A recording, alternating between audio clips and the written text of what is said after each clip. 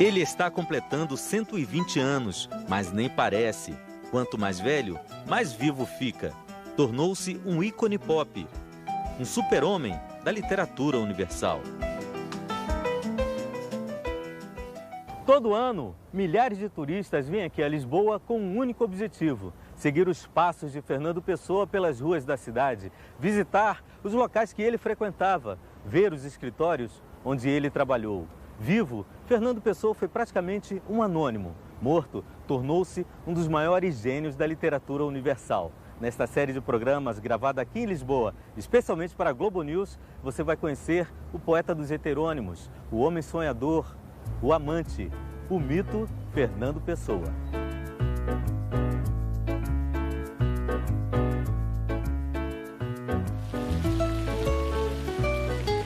O corpo de Fernando Pessoa repousa no Mosteiro dos Jerônimos, ao lado de reis e heróis portugueses.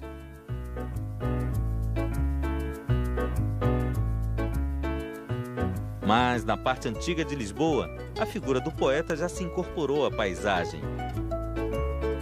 Ele pode ser visto nas paredes do Martinho da Arcada, restaurante que frequentou por muitos anos.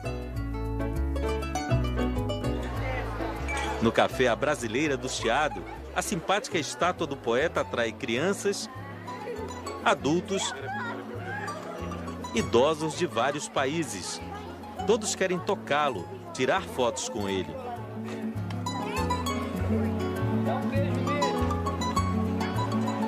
Passou por mim, numa rua da Baixa, um pedinte mal vestido por profissão que se lhe vê na cara, simpatiza comigo e eu simpatizo com ele. E no gesto largo, liberal e moscovita, dei-lhe tudo quanto tinha a algibeira em que tinha pouco.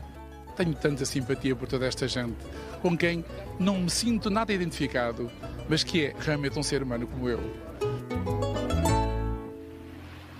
Rua Coelho da Rocha, número 16. A última morada do poeta. Hoje, Casa Fernando Pessoa. Na entrada, o mapa astral já revela uma das muitas faces do homem. Restaram poucos pertences. A cômoda, onde o poeta escrevia altas horas de pé e à mão, a máquina de escrever, aqui e ali um óculos, um objeto e muitos livros. Hoje, quem diria, o poeta que morou humildemente nesta casa é tema obrigatório nas salas de aula. Crianças e adolescentes das escolas de Lisboa vêm toda semana à casa para conhecer a história do antigo morador. Eles se espantam com a quantidade de textos traduzidos para dezenas de línguas, até mesmo em braille. Ele era muito imaginativo. Gosto muito desta parte dele. Você sabe algum poema dele de cor? Algum versinho assim que você gosta? Nada. Mais de 70 anos depois da morte do poeta, apenas duas pessoas que conviveram com ele continuam vivas. A sobrinha Manuela Nogueira e Antônio Seixas, filho do barbeiro Manassés, que ainda hoje mora ali do outro lado da rua, a poucos metros da casa Fernando Pessoa. Antônio não quis seguir a profissão do pai. A antiga barbearia virou loja de aparelhos eletroeletrônicos. Ele tinha 6 anos quando o poeta morreu, mas até hoje, com 80 anos, o filho do barbeiro segue um ritual quase diário. Fecha a loja, caminha alguns passos, atravessa a rua e, em menos de um minuto, volta àqueles anos de 1930. Recentemente, Antônio doou para a Casa Fernando Pessoa o jogo de navalhas que seu pai, o velho Manassés, usava para aparar os famosos bigodes do poeta. O bigode é que está um pouquinho pequenino mais que a conta. Devia de ser mais farto. Sim, mas não muito, mas mais um bocadinho. Qual era a frequência com que Fernando Pessoa ia à barbearia do seu pai? Ia sempre, todos os dias, incluindo o domingo. Todos os dias era retificado o bigode, no caso de haver já um bocadinho de cabelo a mais ou coisa que vale, ele queria lá tudo na perfeição. Eventualmente ele era atendido em casa pelo seu pai? Ele era atendido em casa pelo meu pai, de forma que acabava de fazer a barba. Pronto, Sr. Sérgio, muito obrigado e tal. Ele pagava no final do mês? Pagava no final, sempre certinho. Não, ele era 100% certo, deixamos de coisas. Isto em tudo. Tinha eu 6 anos depois, quando ele faleceu.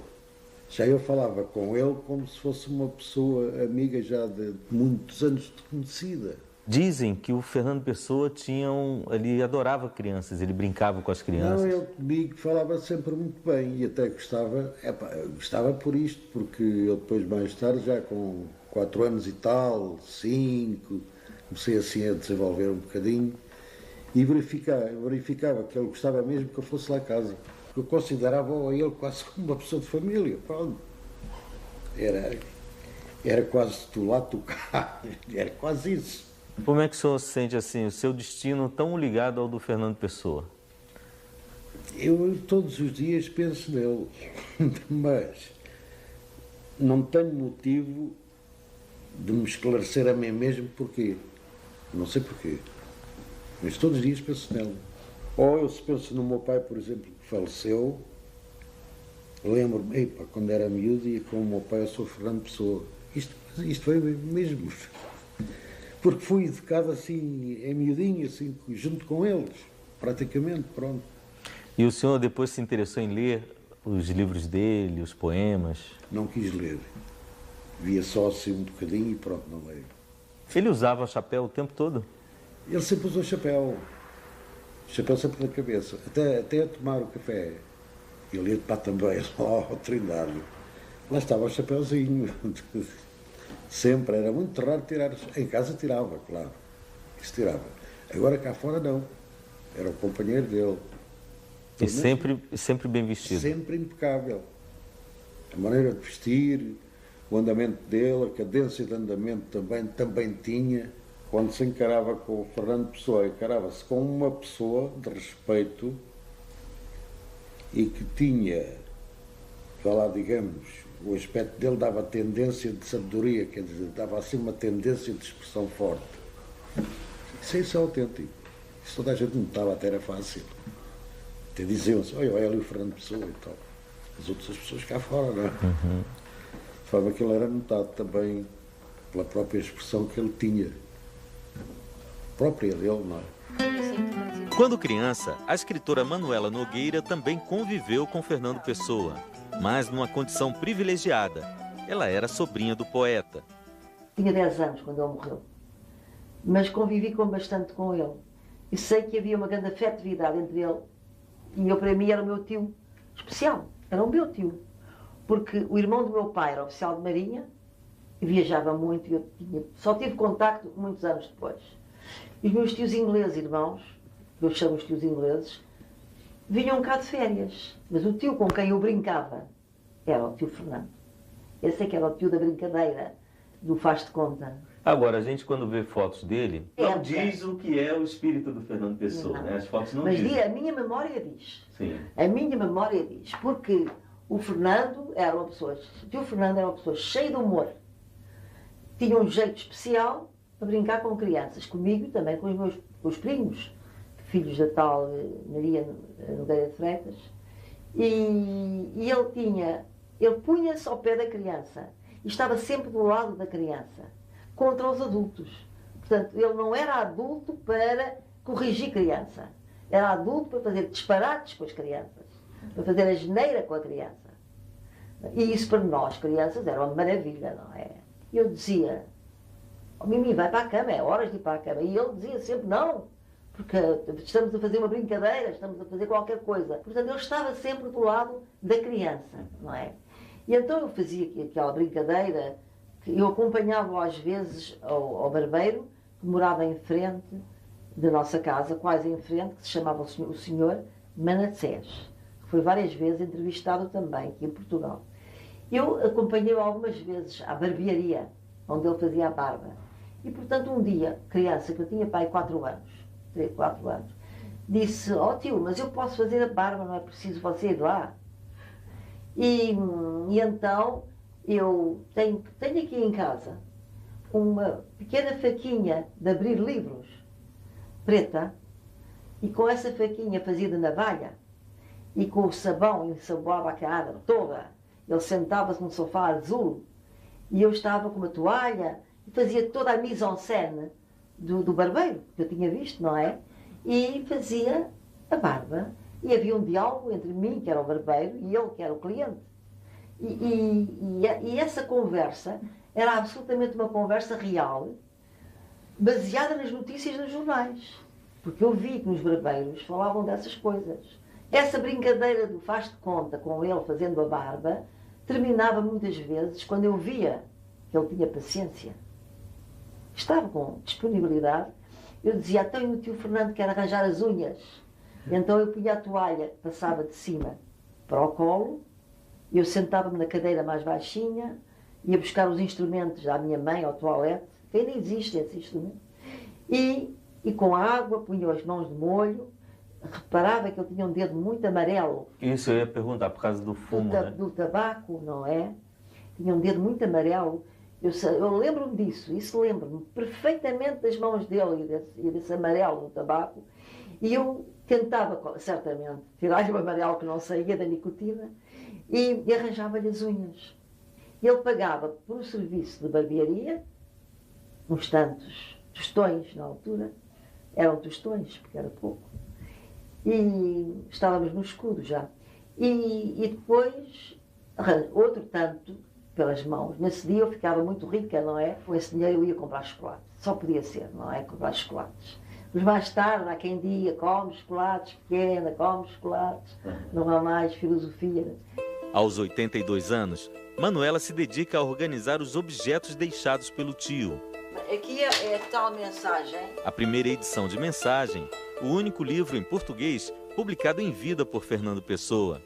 Uma edição dos poemas de Walt Whitman, cheia de anotações do poeta. O caderninho onde o menino Fernando Antônio anotou o nome de seu primeiro heterônimo, Chevalier de Paz. Aqui estão as cartas de família e também a tal faca de galalite, com que a menina brincava de fazer a barba do tio. Quando eu morrer, os meus filhos não sabem nada, a não ser a minha filha Isabela um pouco. E os sobrinhos, então, não sabem nada. E o que acontece é que eu estou, neste momento, a ter um trabalho exaustivo, a deixar tudo. E isso é que tem sido um trabalho exaustivo e cansativo, que é doar umas coisas, vender outras, porque depois ficam 9 herdeiros. E como é que vai ser? Sim. E tem sido um trabalho um bocado doloroso, difícil que eu estou a fazer agora, desde que vim do Estoril para cá. Emocionalmente também, né? Muito porque a senhora vai se... estado psicologicamente, isto tem sido muito difícil. Porque toda a vida habituei-me a dar tudo o que tenho para os outros, sobre Fernando Pessoa. E de repente vejo que estou no fim da vida e que pouca gente vai saber aquilo que eu sei, porque fui acumulando só, não é por valor nenhum. Não tenho ninguém para dar continuidade, não né? Não tenho. Tenho muita pena. Desgosto mesmo.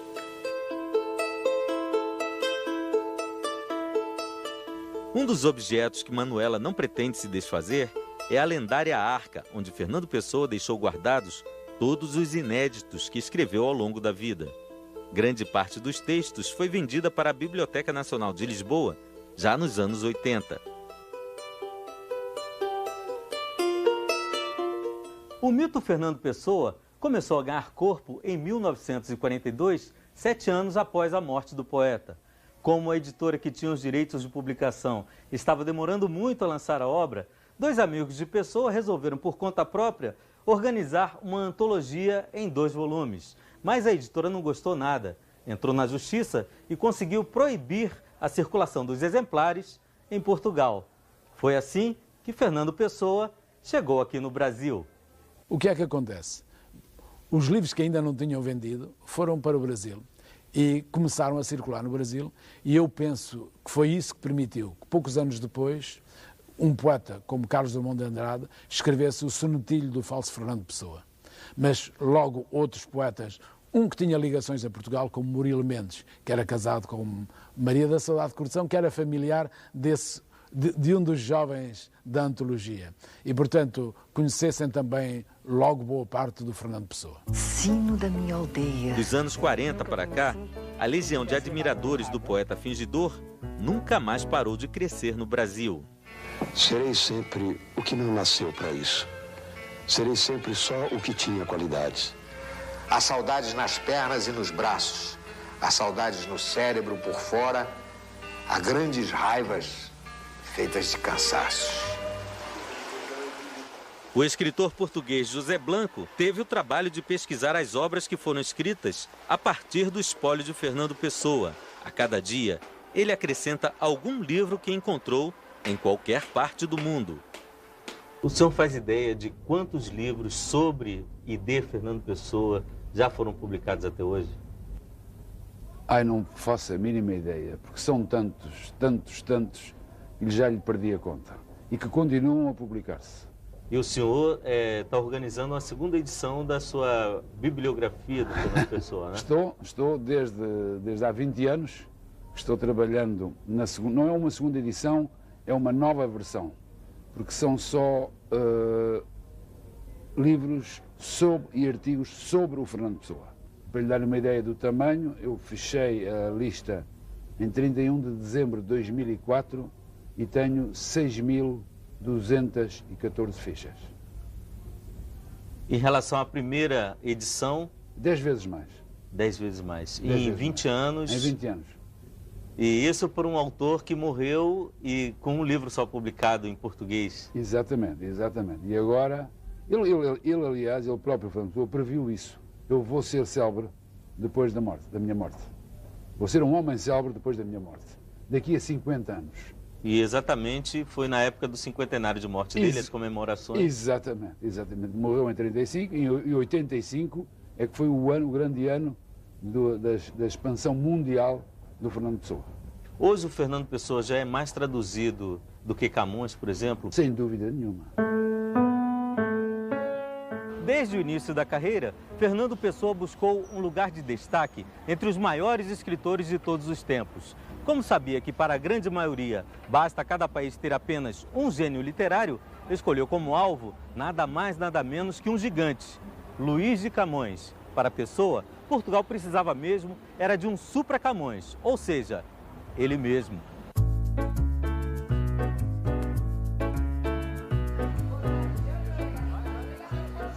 Qual dos dois, afinal, é maior? Fernando Pessoa seria o tal supra-Camões? Foi sempre o intuito dele, mas eu penso que no caso do Fernando Pessoa se trata de um caso típico daquilo que o Harry Bloom passou a designar de angústia da influência. Isto é, o ser-se profundamente influenciado por alguém, mas não se querer reconhecer. E, de facto, se nós lermos, por exemplo, a mensagem começa onde os Lusíadas acabam. É uma releitura perfeita dos Lusíadas, mas feita no século XX e pelo Fernando Pessoa. Foi uma opção dele ser o supra-Camões. Eu verifiquei que na biblioteca dele, que está presente, está toda na casa de Fernando Pessoa, não há nenhum livro de Camões, é uma coisa curiosa. É estranho que em mensagem não há menção a Camões como há outras figuras históricas de Portugal. É verdade. Bom, mas sabe que o Pessoa tinha o hábito de se medir com os seus modelos e de querer sempre fazer melhor. Mediu-se com Metterlang, escreveu O Marinheiro. Media-se também com Shakespeare e escreveu o seu drama ingente, os seus monólogos dramáticos, sem intriga. Mediu-se com Oscar Wilde e escreveu uma peça chamada Salomé. O Fernando Pessoa teorizou a chegada de um supra-Camões porque estava ele a medir-se ele mesmo com ele mesmo. Como se mediu, por exemplo, quando quis superar o Walt Whitman, por exemplo, enquanto Álvaro de Campos, como quis superar o Horácio enquanto Ricardo Reis, etc. Como quis superar os gregos enquanto Alberto Caeiro, como quis superar Camões enquanto autor da mensagem. Gonçalo Tavares, um dos expoentes da nova geração de escritores portugueses, vê uma diferença fundamental entre Camões e Pessoa. Camões é visto mais como alguém muito importante para a língua portuguesa. O Fernando Pessoa é visto como alguém muito importante para a literatura em língua portuguesa. Portanto, há uma relação diferente. De certa maneira, são os dois grandes nomes, mas o Fernando Pessoa é alguém muito contemporâneo, muito próximo ainda. Muito próximo, é. O que o senhor atribui a essa paixão que as pessoas têm pela poesia do Fernando Pessoa? É devido a ele ter sido o primeiro, realmente o pioneiro, a descrever, em termos poéticos, os problemas do homem moderno. O problema do homem contemporâneo, da modernidade, a questão do eu, Foi ele o primeiro que levantou isso. E é um tema que nunca mais se esgota. Daí o interesse que o Fernando Pessoa continua a despertar em toda a parte do mundo. Aqui em Portugal, o interesse por Fernando Pessoa permanece? Eu penso não mentir se disser que hoje em dia, no Brasil, há mais interesse pelo Fernando Pessoa do que em Portugal. Em Portugal, até em termos de publicações sobre o Fernando Pessoa, tem-se verificado uma diminuição de interesse pelo Fernando Pessoa. Ao contrário do que se passa em países estrangeiros, e nomeadamente no Brasil. Ó mar salgado, quanto do teu sal são lágrimas de Portugal. Por te cruzarmos, quantas mães choraram, quantos filhos em vão rezaram, quantas noivas ficaram por casar para que fosses nosso, ó mar. Valeu a pena? Tudo vale a pena, se a alma não é pequena. Quem quer passar além do bojador, tem que passar além da dor. Deus ao mar o perigo e o abismo deu, mas nele é que espelhou o céu.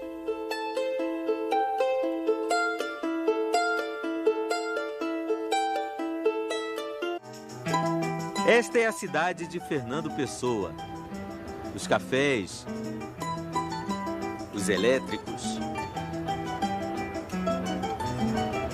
os prédios baixos e robustos, do Rocio ao Chiado. Durante boa parte da vida, o poeta percorreu sempre os mesmos lugares. Ele dizia: mais que uma árvore, sou um poste fincado em Lisboa. Nunca saiu de Portugal. Fez muito projeto, também de viagem. Chegou a pensar-se ir à Inglaterra, onde tinha os irmãos mais tarde radicados. Mas a verdade é que as pessoas vinham ter com ele, mas ele não saía de Portugal. Fernando Antônio nasceu no Largo de São Carlos, em 13 de junho de 1888, filho de Joaquim de Seabra Pessoa e de Dona Maria Madalena. Muito cedo, o menino perdeu o pai e o irmão mais novo, vítimas da tuberculose.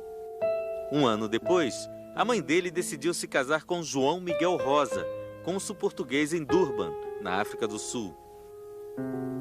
Para não ser deixado para trás com os parentes, Fernando escreveu os primeiros versos de sua vida. E um dia o Fernando Pessoa, sabendo que a mãe tinha uma visita na sala, talvez por isso, chegou ao pé da mãe e disse: eu fiz um poema para a mãe.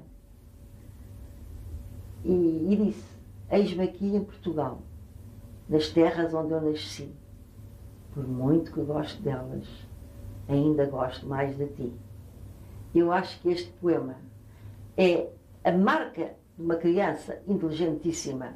O amor à pátria, que está explícito, o amor à mãe e o medo horrível de ter já perdido o pai e talvez, por algum tempo, ficar sem a mãe. Portanto, é um poema que está cheio, é só 4 linhas, mas é patético. E está cheio de história, que o marcou para toda a vida. Em Durban, Fernando foi feliz com o padrasto e os meio-irmãos. Estudou num colégio de freiras e depois na high school. Logo se destacou como um dos melhores alunos. Em 1903, com 15 anos de idade, fez prova de admissão para a universidade.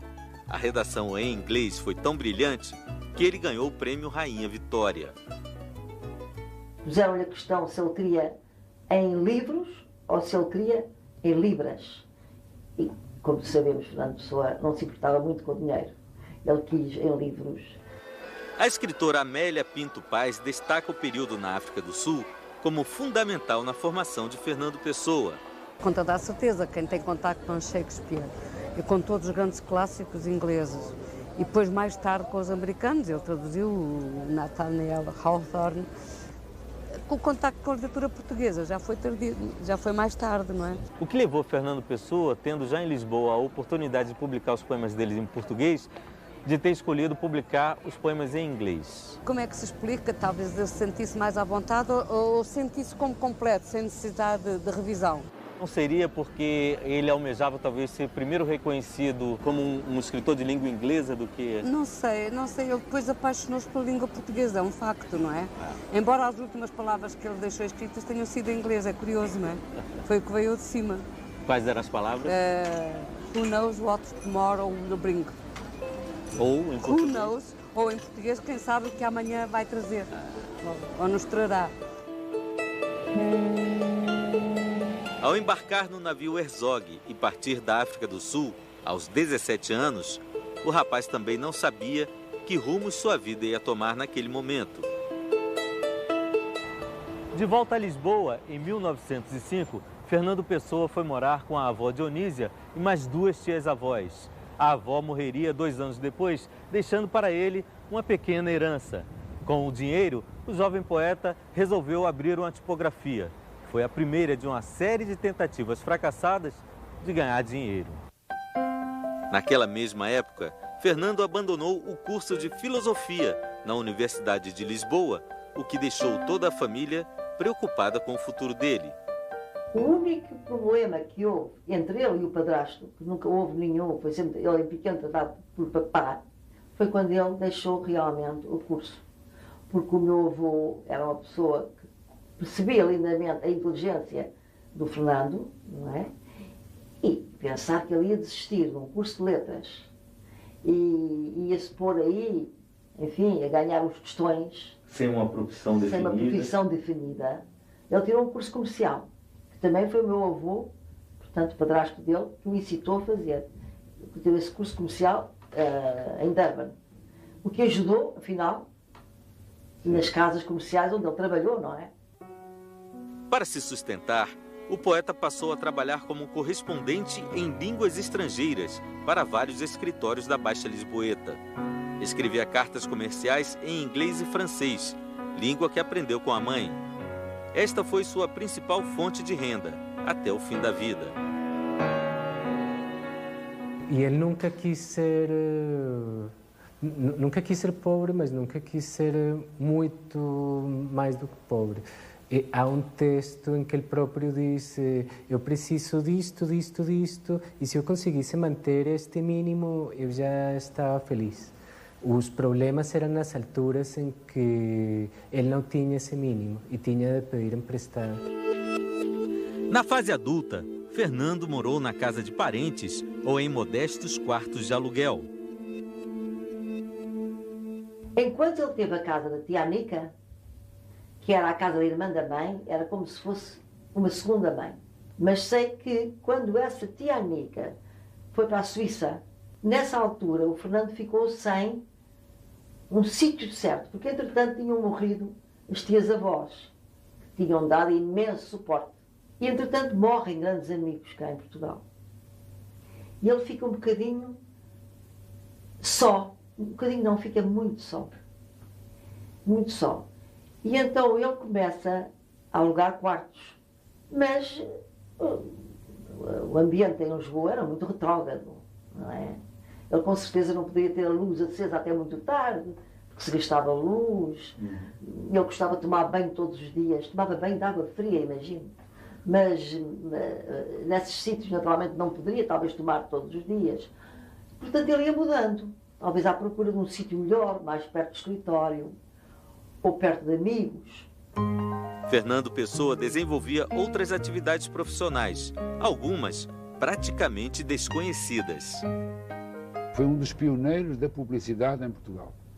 Trabalhou numa agência de publicidade, mas trabalhou ativamente, não só inventando slogans publicitários, como uma coisa que estava já publicada, um plano, por exemplo, um plano de desenvolvimento da Costa do Estoril, que ainda hoje está válido. Mas ele ficou mais conhecido, hoje em dia é mais conhecido, publicitariamente, pela célebre história da Coca-Cola. Como foi? A licença para vender Coca-Cola em Portugal pertencia a um senhor chamado Moitinho de Almeida, em cujo escritório comercial o Fernando Pessoa trabalhava como tradutor.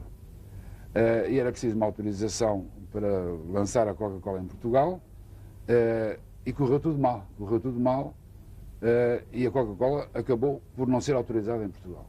Em primeiro lugar, porque o Salazar, na altura, queria proteger o vinho português. E que se a Coca-Cola fosse introduzida em Portugal, o Salazar pensava que se ia beber menos vinho para beber Coca-Cola.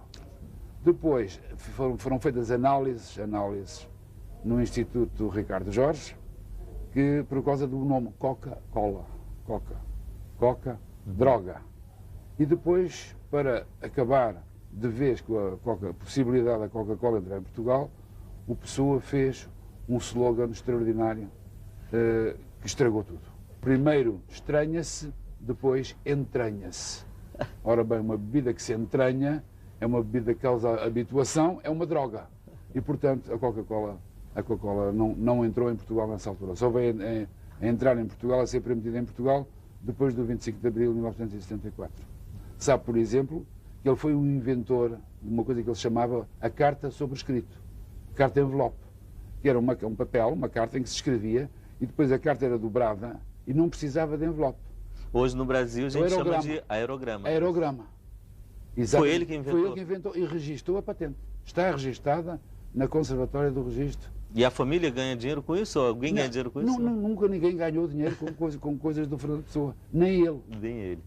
Inventou, por exemplo, a máquina de escrever, em que, ao contrário das máquinas antigas, o carreto andava de um lado para o outro com as letras, como depois veio acontecer com as máquinas elétricas. Sim. Foi ele que inventou.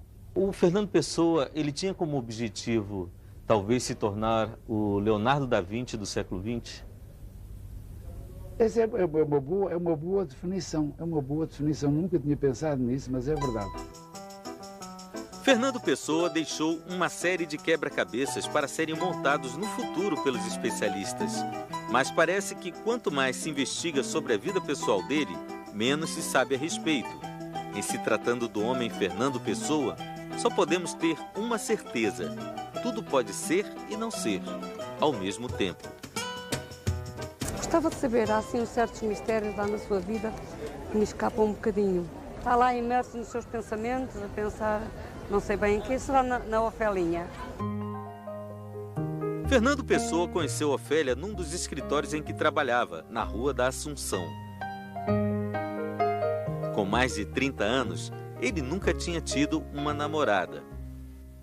A Ofélia seria mesmo o grande amor da vida do Fernando Pessoa? Ele estava extremamente preocupado com a sua virgindade, digamos mesmo assim.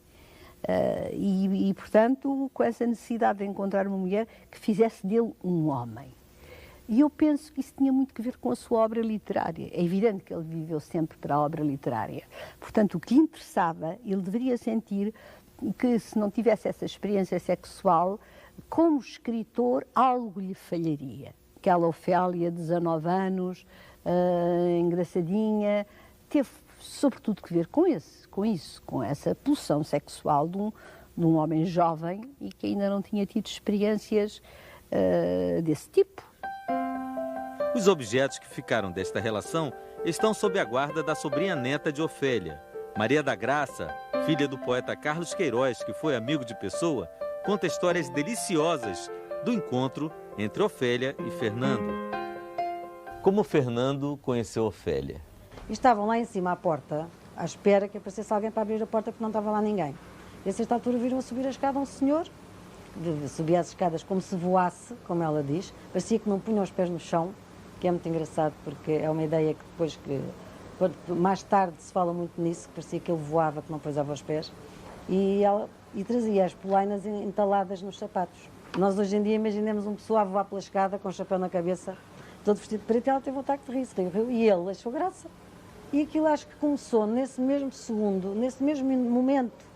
Ele ficou entusiasmado com ela, com aquela personagem, com aquela rapariga, aquela miúda. E como ele se declarou para ela? Estavam a trabalhar no escritório, um dia faltou a luz, ficou tudo às escuras. E ele levantou-se e foi buscar um candeeiro de petróleo, imagina, um candeeiro de petróleo. Chegou-se ao pé dela, depois de repente olhou para ela, agarrou no candeeiro, poisou-o, e depois quando poisou o candeeiro agarrou-a e deu-lhe uns beijos na boca.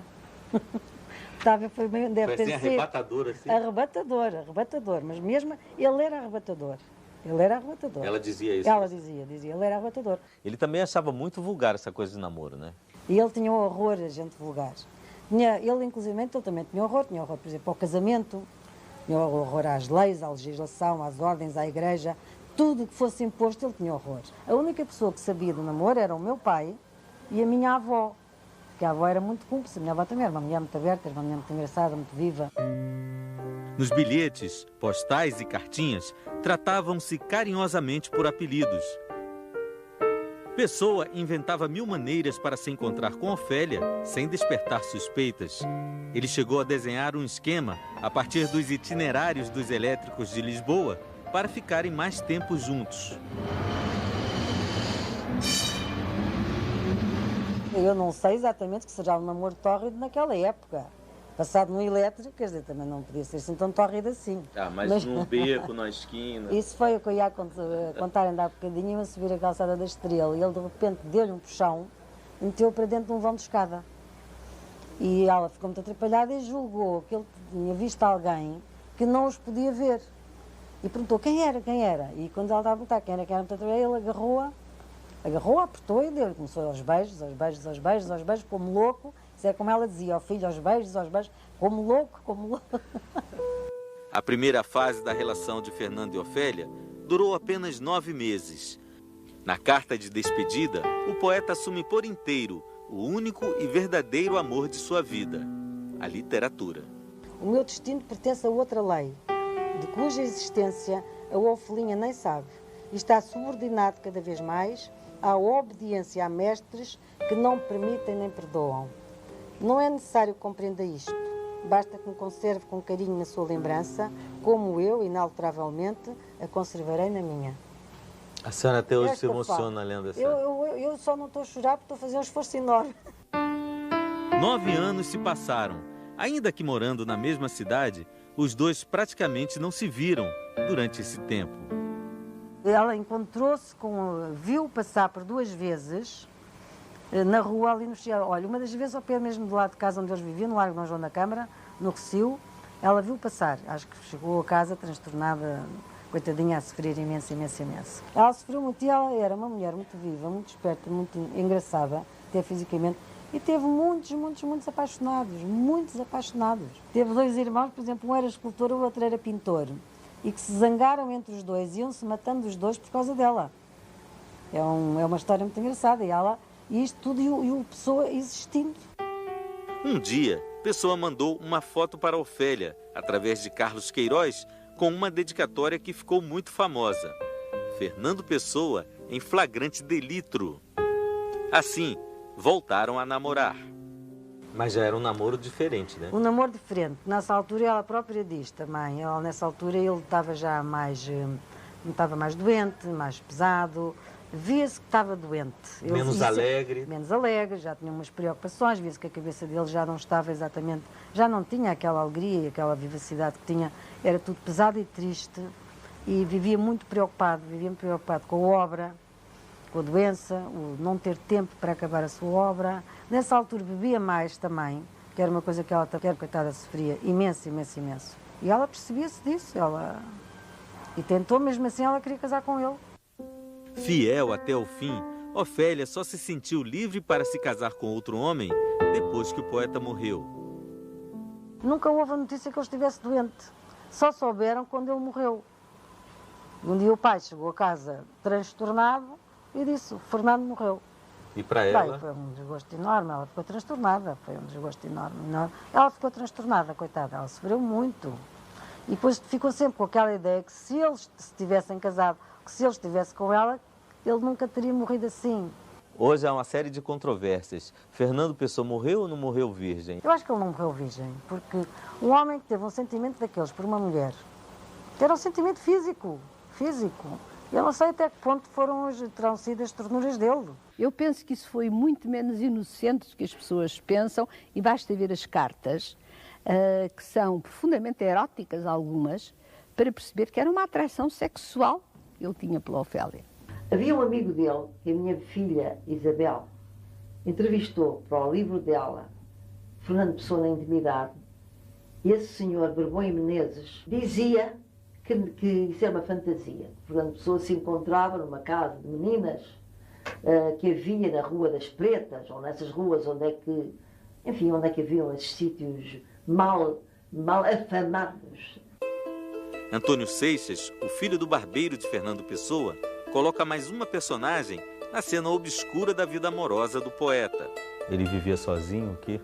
Não, havia lá uma senhora ao lado que se dizia que era namorada dele. No primeiro andar, ora subindo a escada, ele era do lado direito, a senhora era do lado esquerdo. Uma senhora assim forte, que era namorada dele, que era vista de vez em quando no primeiro andar a falar com ele. Mas essa não sei nada disso. Não sabe nem o nome dela? Não sei. É, porque dizem que o Fernando Pessoa namorou a Ofélia e depois não namorou mais ninguém, né? Não, quer dizer que essa tinha... senhora, eu tenho a impressão que sim, que era namorada dele. Se Fernando teve outras mulheres, se morreu virgem ou não, provavelmente nunca ninguém saberá de fato. Ofélia, a namorada oficial de Pessoa, morreu em 1991 e até o final da vida manteve-se discreta, conforme o desejo do poeta.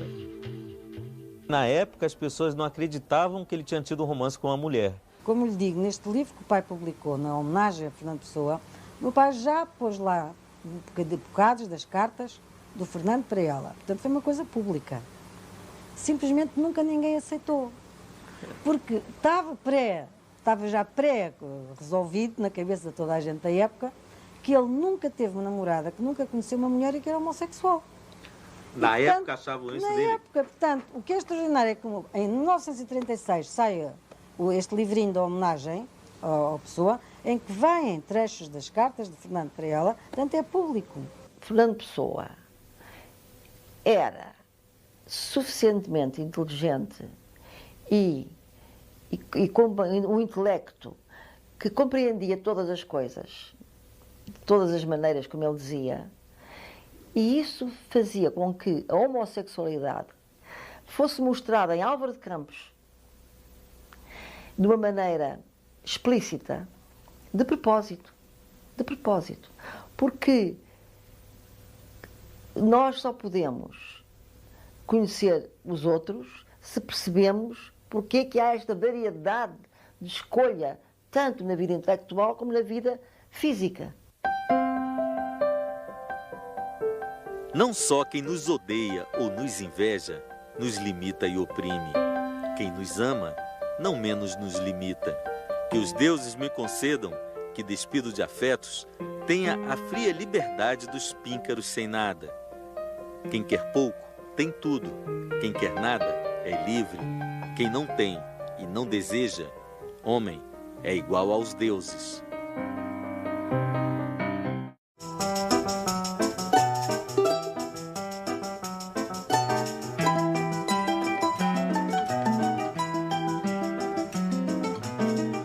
Fernando tinha partido aos 7 anos de idade para a África do Sul, onde foi educado em inglês.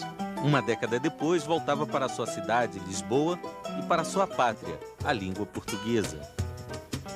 Trazia na bagagem alguns feitos: artigos escritos para a revista da escola secundária, charadas no jornal O Pimpão, o primeiro poema publicado no jornal O Imparcial de Lisboa aos 14 anos de idade. Agora, aos 17 anos, estava louco para iniciar a carreira literária. O poeta encontrou o país mergulhado numa grave crise política que resultou na queda da monarquia em 1910. 2 anos mais tarde, o jovem escritor já colaborava ativamente com a revista A Águia, da cidade do Porto. Escrevia sobre literatura, mas com um forte acento nacionalista. Um nacionalismo exacerbado, ele começou a traduzir os Lusíadas para inglês, a escrever um ensaio sobre Vasco da Gama, uma peça sobre Inês de Castro. Portanto, nasceu então nesse jovem que sentia que não era inglês, não é? Que andava em crise de identidade, a tentar saber quem era, e que decidiu ser português. Nesse ambiente conturbado, mas rico de novas ideias, o poeta encontrou sua turma: Mário de Sá Carneiro, Almada Negreiros e outros jovens. Pessoa passou a frequentar os cafés da cidade como o Martinho da Arcada, onde se encontrava com os amigos. Invariavelmente, sentavam-se à mesma mesa. Fernando Pessoa pedia quase sempre a mesma coisa: um café e um copinho. para esquentar a conversa. E o tema era sempre a literatura, não a do século que findava, mas a que surgia com os automóveis e as máquinas industriais. Em 1915, Pessoa e seu grupo lançaram a revista Orfeu. Foram apenas 2 números, financiados pelo pai de Sá Carneiro, mas suficientes para colocar a literatura portuguesa na vanguarda dos novos tempos.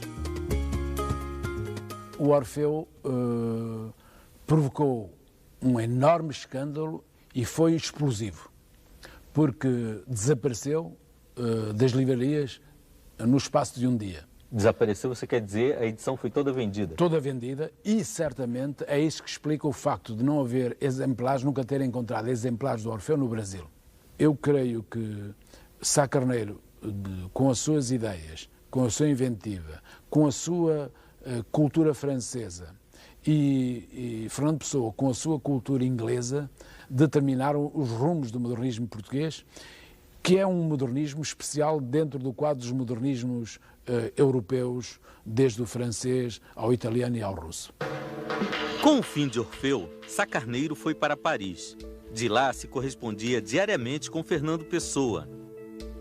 Até o fim trágico, depois de várias ameaças e tentativas, finalmente Sá Carneiro cometeu o suicídio. A amizade entre Pessoa e Sá Carneiro não é só uma amizade literária, é uma amizade humana. Fernando Pessoa pressentiu o suicídio de Sá Carneiro, não é? E o que é curioso é que não lhe mandou a última carta que conhecemos, é das poucas cartas que não conhecemos, porque há um drama na história literária portuguesa, é que as cartas do Pessoa ao Sá Carneiro desapareceram. Eu ainda tentei em Paris andar no rastro possível delas, mas não consegui. A amizade entre Pessoa e Sá Carneiro pode ser medida até por um dos últimos poemas que Fernando Pessoa escreveu, lembrando justamente essa amizade. Ah, meu maior amigo, nunca mais, na paisagem sepulta desta vida, encontrarei uma alma tão querida. As coisas que em meu ser são as reais. Que episódio ocorreu nesse teatro que teve participação de Fernando Pessoa? Aqui foi o lançamento de uma revista que teve um número único, Portugal Futurista, de que era diretor o Almada Negreiros. Que época? 1917. O número único desse Portugal Futurista, assim chamado, que é claro, a polícia apreendeu imediatamente. O Pessoa, como muitas vezes acontecia, ficava quietinho, mas mandava o Álvaro de Campos fazer os seus estardalhaços. De maneira que ele escreveu um ultimátum, uma linguagem gesticulante, em que ele dá mandado de despejo aos mandarins da Europa, fora, por aí fora, tudo neste, com muitos palavrões à mistura. Nos anos de 1920, o poeta inaugurou uma revista, Atena, e participou de várias outras. A consagração veio a partir de 1927. Fernando Pessoa passou a ser venerado pelos jovens editores da Presença, que se tornaria nos anos seguintes a principal revista literária portuguesa. José Régio, Gaspar Simões e Casais Monteiro simplesmente publicavam tudo o que o poeta enviava. Foram os primeiros a reconhecer a genialidade do poeta. Na Presença, Pessoa alimentou várias polêmicas. Nos 8 anos em que colaborou com a revista, ele assinou dezenas de textos como Alberto Caeiro, Ricardo Reis, Álvaro de Campos, Bernardo Soares. As revistas sempre tiveram uma importância muito grande na vida do Fernando Pessoa, né? Foi praticamente nas revistas que ele publicou todos os textos. Eu diria mesmo que a heteronímia, nós podemos arranjar milhentas razões para a heteronímia, mas uma das razões foi essa propensão que ele sempre teve para fazer revistas e jornais. Mesmo a Atena, que finalmente só apareceu em 1924, foi pensada desde o princípio e era ele o único colaborador desdobrado nas suas múltiplas personalidades literárias. Na entrada da Faculdade de Letras da Universidade de Lisboa, Um mural de Almada Negreiros mostra 3 dos principais heterônimos do poeta fingidor. O mestre naturalista Alberto Caeiro, o engenheiro modernista Álvaro de Campos e o mais clássico de todos, Ricardo Reis. Ao pé deles, o próprio Fernando Pessoa. Há pelo menos 20 anos, o professor Ivo Castro convive diariamente com estes e outros heterônimos. Ele é o coordenador da Equipe Pessoa, criada pelo governo português no centenário do poeta. A missão: decifrar, classificar e publicar toda a obra do escritor. Algumas peças são um papelinho pequenino, um bilhetinho em que estão escritas algumas anotações. Outras peças são cadernos com 100 ou 200 páginas densamente escritas. Portanto, por peça entendemos quantidades de texto muito variáveis. Cerca de 25.000 peças estão na Biblioteca Nacional, adquiridas à família de Fernando Pessoa e constituem aquilo que se chama o espólio de Pessoa. Na primeira formação, a Equipe Pessoa teve o reforço de uma brasileira. Hoje, com quase 92 anos, a professora Cleonice Berardinelli foi pioneira no estudo da obra do poeta, que conheceu ainda em 1945. Na Equipe Pessoa, ela ficou responsável pela obra assinada por Álvaro de Campos. Álvaro de Campos, eu gosto de dizer uma coisa um pouco louca, que acho que Fernando Pessoa precisava extremamente de um psicanalista e conseguiu um divã que se chama Álvaro de Campos. É ali que ele consegue dizer tudo que ele não conseguiu dizer como Álvaro de Fernando Pessoa, por pudor, por discrição, por acanhamento. Alberto Caeiro também é muito saudável para Fernando Pessoa, porque ele diz tudo ao contrário do Fernando Pessoa, não é? Fernando Pessoa fala profusamente em mistério, em metafísica, em Deus. O Alberto Caeiro diz a metafísica bastante e não se pensar em nada. Mistério? Sei lá o que é mistério. E o que seria o Ricardo Reis? É um Fernando Pessoa que voltou ao passado e foi buscar os metros antigos, a ausência de rima antiga, não a moderna, e que foi buscar deuses entre a mitologia pagã, etc. O trabalho de decifração e comparação de textos é exaustivo.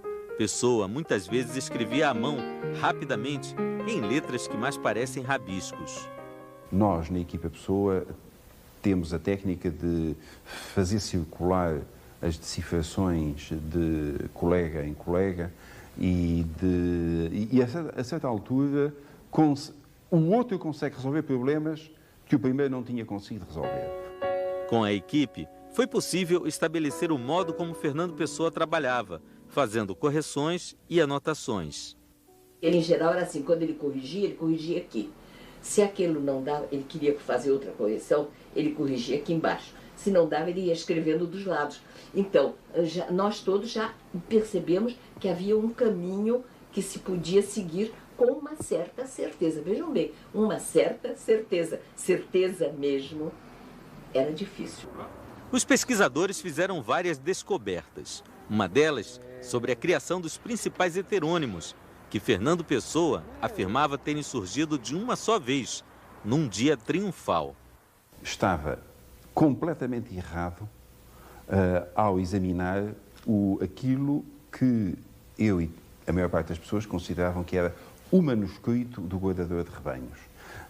Aquele manuscrito que, segundo a lenda criada por Pessoa, tinha sido produzido num certo dia de março de 1914, um dia que ele chegou a casa num estado emocional peculiar e em pé, junto a uma cômoda alta, começou a escrever poemas através de um ditado que lhe era feito, em que ele era apenas o amanuense que escrevia.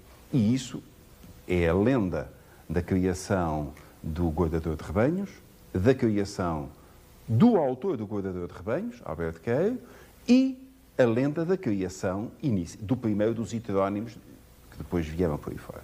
No espólio da Biblioteca Nacional estavam dezenas e dezenas e dezenas de manuscritos que constituíam os rascunhos, os esboços, as primeiras versões, as segundas versões, as passagens a limpo dos poemas que depois apareceram que apareceram aqui neste manuscrito. E eu percebi, afinal de contas, o dia triunfal não foi aquele, mas foi uma série de dias, não é? Antes e depois e depois.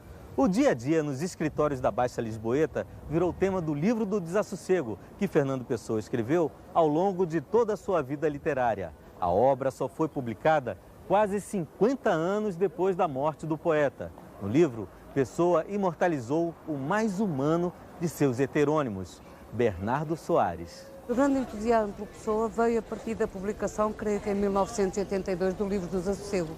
Esse livro fragmentário de prosa poética lindíssimo, onde há o cruzamento, aliás, de todas as pessoas, lendo aquilo bem, nós encontramos Campo Queiro, tudo isso. Fernando Pessoa também escreveu sobre economia, comércio, contabilidade, política, até astrologia. Fazia mapas astrais de si mesmo, dos amigos, de figuras históricas de Portugal, dos heterônimos. Foi graças ao estudo das ciências ocultas que Pessoa se tornou amigo de Aleister Crowley, também conhecido como o 666, a besta. O ano era 1930. O palco, a Boca do Inferno, no caminho entre Lisboa e Cascais. Hoje, o despenhadeiro à beira-mar é frequentado por turistas, pescadores e casais apaixonados. Mas, naquela época, a Boca do Inferno era o local favorito dos suicidas portugueses. Pessoa trouxe para cá o inglês Aleister Crowley, o mago mais famoso da época, e juntos arquitetaram uma farsa, o sumiço do mago. Foi um escândalo, até a Scotland Yard veio da Inglaterra para investigar o caso, e o pacato poeta migrou das colunas literárias para as páginas policiais.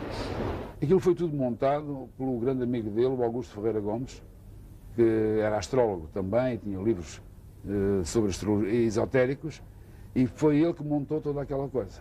Inclusive a célebre cigarreira que o Aleister Crowley teria deixado na Boca do Inferno, tinha sido pedida emprestada ao cunhado do Fernando Pessoa. O que se diz é que o Crowley, que estava a ser assediado pelos credores, fingiu essa coisa toda para fugir aos credores. Ele devia muito dinheiro, né? Para todo mundo. Para todo mundo, para todo mundo. Em 1934, um ano antes de morrer, o poeta participou de um concurso literário. Vasco Reis tirou o primeiro lugar, Fernando Pessoa ficou em segundo.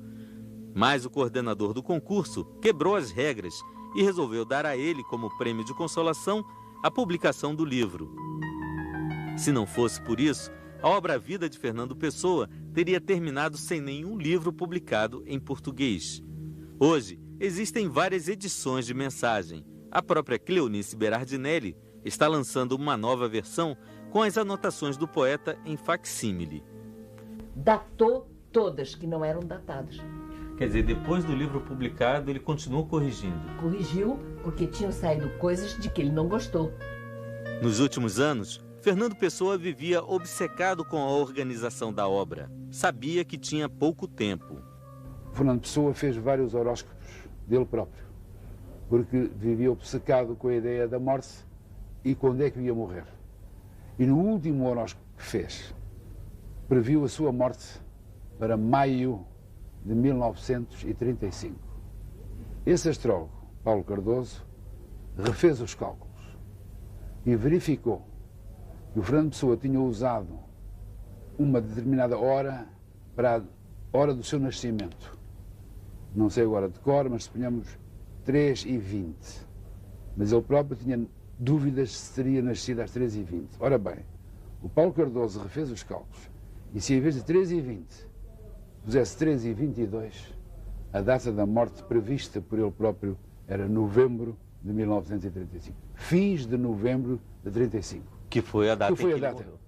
De modo que há pessoas que acham que o esoterismo do Fernando Pessoa era mais ou menos uma brincadeira. Agora, isto é uma coisa séria. Ele fumava muito e o álcool era um problema sério. Bebia o dia inteiro e à noite também. E se calhar foi por isso que morreu tão novo, não é? Aos 47 anos. Bebia ao longo do dia. Isso aguardente, ainda por cima.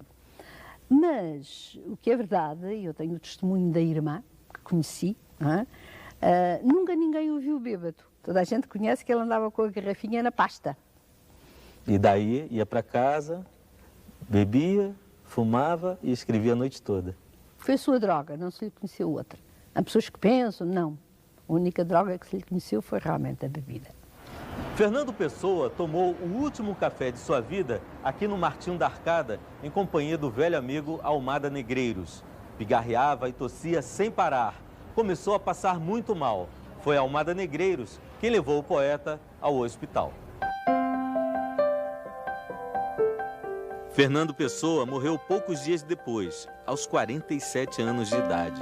Por ironia do destino, o amigo que o socorreu, Almada Negreiros, morreria no mesmo quarto de hospital décadas mais tarde, em 1970. A versão de que Pessoa teria morrido por conta dos estragos causados pelo álcool é contestada pela família. Houve aquele mito que ele tinha tido uma cirrose. Depois veio um médico aqui, o Dr. Fonseca Ferreira, fazer uma tese sobre isso e disse não pode ter morrido de cirrose. A cirrose leva tempo a matar, faz a pessoa com a barriga inchada, faz sintomas que o Fernando não tem na fotografia, nem parte nenhuma. Ele não esteve doente para morrer. Foi uma morte súbita, não é? A vida para ele era uma coisa penosa. Numa das cartas à Ofélia, ele diz assim, a Ofélia dá mais um beijinho e o Ibis aguenta a vida um pouco mais. A vida era-lhe muito difícil de aguentar. Foi uma pessoa profundamente infeliz, a vida era... E a sua maneira, no fundo, de aguentar a vida, se calhar era essa droga. Não é? Vai-se o homem, fica o mito. Os enigmas que Fernando Pessoa deixou ainda vão dar muito trabalho aos pesquisadores por muitos e muitos anos. Há um poema que é interessante, pequeno, é um fragmento e que tem uma parte que acho que eu nunca consegui ler e nem eles. Acho que nós lemos mais ou menos. Mas isto, claro, isto vai continuar durante muito tempo, se não for sempre. Há trabalho para muitas gerações ainda. Se estamos, como me perguntava, na 4ª geração, há trabalho para 10 gerações, pelo menos, até haver, se isso é possível, um Fernando Pessoa que todos reconhecem de um modo idêntico, se isso é possível. O poeta é um fingidor. Finge tão completamente que chega a fingir que é dor, a dor que deveras sente. E os que leem o que escreve, na dor lida, sentem bem, não as duas que ele teve, mas só a que eles não têm. E assim, nas calhas de roda, gira entre ter a razão esse comboio de corda, que se chama o coração.